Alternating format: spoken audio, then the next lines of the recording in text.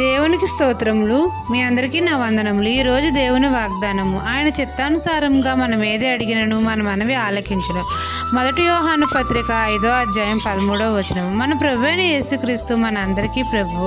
ఆయన చిత్తానుసారంగా మనం ఏది అడిగినను తండ్రి మన మనవి ఆలకించును.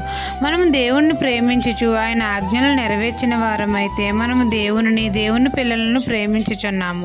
తండ్రి ఆజ్ఞలను గైకొనుటయే దేవుణ్ణి ప్రేమించుట.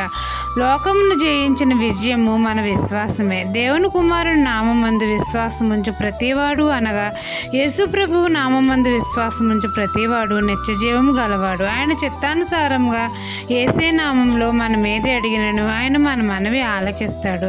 మనము వేడుకొనకు మునిపే తండ్రి మనకు మంచి ఈవులను దయచేస్తాడు.